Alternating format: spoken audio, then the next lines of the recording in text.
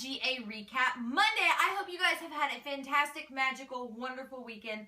I know I did. It was pretty low-key until yesterday, and then I got called into work, and I was busy AF. Oh my God, we were busy. I've got to be at work in just a few hours, and the mess that I know I have to go to just irks my chain, because I'm OCD and I like everything to be really neat.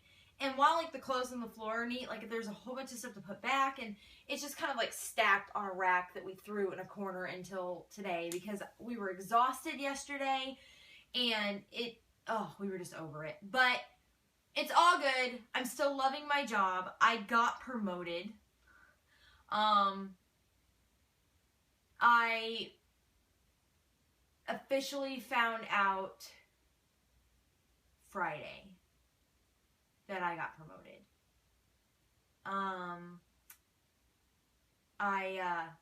I start today, my new job, my new job within my old job, and I'm really excited. It's just a little bit more responsibility, a little bit more authority.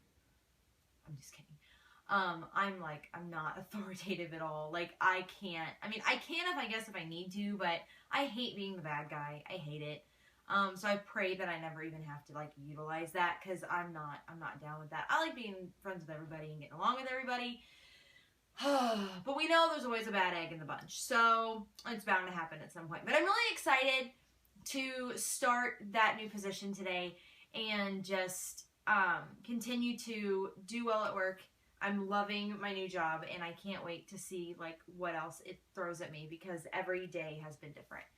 But we are not here to talk about new jobs and amazing weekends. We are here for GA Recap Monday, where we recap the newest episode of Ghost Adventures. And OMG Ghost Adventures, though.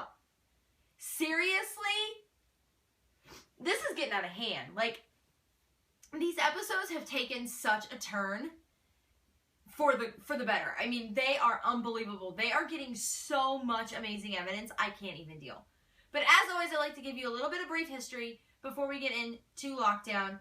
And this week, the guys went to Lincoln County Hospital in Fayetteville, Tennessee. It was built in 1935, and it was abandoned in 2001. And it's kind of grown and expanded over the years, and it's been home to many sicknesses, deaths, torturous conditions. It's just been like one of those catch-all places. And this was a very emotional lockdown. Walkthrough was extremely emotional. They interviewed several caretakers that used to work at the hospital, and one of the men who used to take care of people there was still very attached and very affected by a little girl that passed away that he personally took care of. And this little girl is one of the most active spirits in the entire hospital. Walkthrough was very interesting this time, in a sense of that they had a lot of activity during walkthrough. They had a lot of bumps and EVPs and moans just through walkthrough. And this was broad daylight, and I knew then it was going to be a hell of a lockdown. Zach was very overtaken by emotion in a room where a woman bled to death, and he had a respirator mask on. This place is full of mold. I mean, for the love of God, grass was growing on the floor inside the building. There's a lot of moisture in there. There's a lot of leaks, and so there's a lot of mold. And so the guys were wearing the respirator masks, which we see Zach wear on almost every location that's kind of dank anymore, just because he has a lot of like chronic lung problems from doing this for so long. But everybody was wearing them this time. And Zach was kind of drawn into this room where this woman had bled to death. And so Jay kind of finished the interview process. But Zach was overtaken with emotion. Like, he couldn't even control his emotions. Like, he had to go outside. He was crying. He was hiding from the camera because he was embarrassed by letting that kind of happen to him. He had to go outside and remove his mask and kind of lay on the pavement and relax for a minute. And it's not like Zach for that to happen. And so he was even kind of taken aback by the emotion of the building. And so you could tell it was a building that had a lot of death, but it wasn't necessarily sinister death. It was genuine, old-fashioned sadness. There is a area in the hospital that is dark. The maternity ward is known to be very kind of evil and dark and sinister. Another paranormal team that they had interviewed that had done an investigation there where one of the men was actually born at Lincoln County Hospital.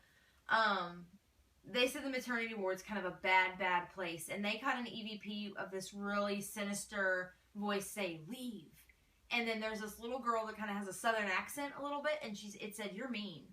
And so we think maybe that's the little girl spirit that lives in the hospital. And that there's something lurking in the maternity ward. I mean, granted, I've had 2 kids. And labor delivery is an evil place until they give you drugs.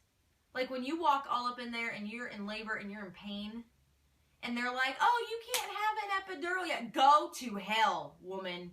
I am the one having this baby. I am the one in pain every 3 to 5 minutes. You better give me something. I can understand why they say that maternity ward is a portal to hell. That is no joke. And until you've had children, you don't understand. But for those of you who've had kids or are husbands of wives who have had children, it is an evil, evil place. But in this case, it's evil for different reasons, but I agree, it can be an evil place. And then they give you drugs, and then they're your best friends. And you'll go to dinner and have a date night and eat popcorn and live happily ever after. But this place also has a trippy way of like having a connection and you don't even know it. Those same guys that got the EVPs in the maternity ward was drawn to the 3rd floor, and he was drawn to a particular room, and when he went into that room, he was overcome with that emotional sadness.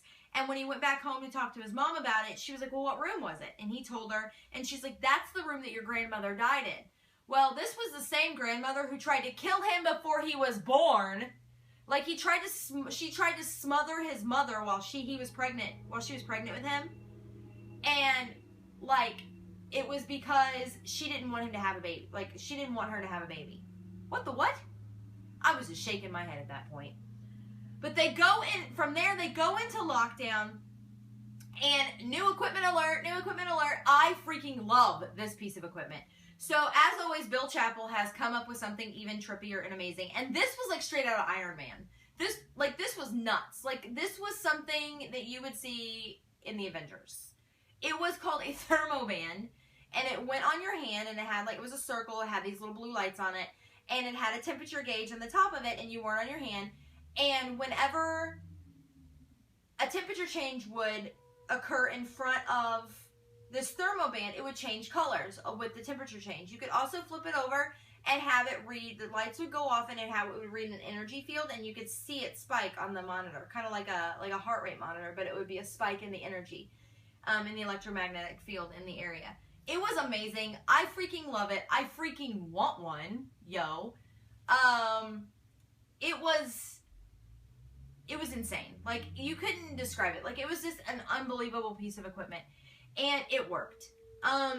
They had some really good results with the thermoband that we'll get into in just a little bit. But after he introduces the thermoband, they go into the building, and of course it's pitch black. And they capture their first EVP of the night, which is a woman's voice that says, "Keep talking."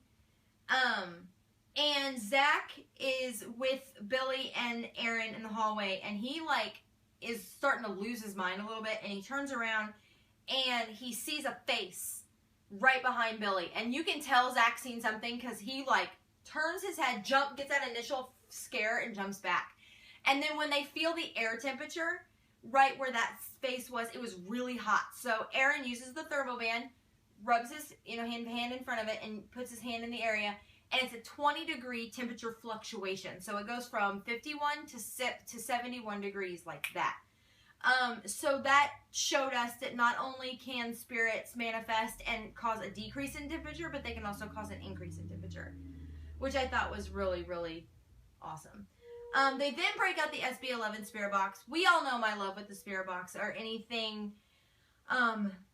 communication related like that. The spirit box, the Ovilus, the digital goggles, anything that has a database, anything that can cause these spirits to create words or speak words, I'm in love with. And they got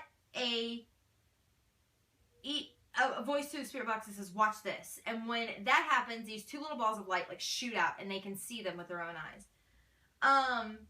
And then Aaron feels like something tug on his shirt, and Zach has something thrown at him. From this point on, like, all hell hath broken loose, okay? I'm telling you. Like, from the tug on Aaron's shirt to Zach having something thrown at him, and then they're trying to figure out what the hell got thrown at him, and they see, like, a ceiling tile or a piece of foam or something on the floor that wasn't there before that could have been what was thrown at Zach. And then they get a voice that says, in here. Like, it's in here, it's coming from in here. It was just chaos. Like, the guys are having so much, like, so much thrown at them at once. I think it just causes chaos. And it's been kind of a running thing in the last few episodes. Like, they'll have that one set of moments where everything's kind of gone nuts. But that's when you know the investigations are really good. And then a light anomaly comes shooting out of the spirit box, which is pretty common after you've had communication like that. So then Aaron goes to the second floor alone, much to his protest. He does not want to go up there alone, but Zach and Billy kind of need a break, so they go back to Nerve Center with Jay, and Aaron goes to the second floor. There was a time in Aaron's career, Aaron wouldn't have done that, period. He was very scared from the very beginning, and we've all seen that. If you remember the episode when Aaron's in the gold mine and he gets completely terrified to the point where he's like crying and shaking. When he goes up to the second floor, he has the spirit box with him again, and he gets a voice that says, don't move. And right after it says, don't move, this buzzing sound, almost like a bee or a hornet or a wasp or something, buzzes around his head, and it's just completely freaks him out. Like, he jumps back, he kind of throws everything, and he screams for Zach. Like, this is not like, hey, get up here, guys. It's like, Zach, get your ass up here right now. Like, he was freaking out. And Zach was, kind of sitting there for a minute, and then he really noticed that Aaron is, having issues. And we all know that Aaron's come to Zach's aid more than once. And so they all run back up there to get him calmed down and kind of regroup. And then they all three move to the third floor. And they hear this shriek of pain come from somewhere. Like, it's just from like the bowels of this building. They hear this shriek of pain. And then they kind of end lockdown by going into the room where the little girl died, and they have Candy as a trigger object to try to lure her with, and they break out the Ovilus 3.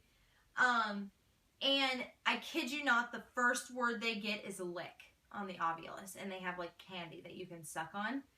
And then they get cleansing, killed, Jim, shock, and female.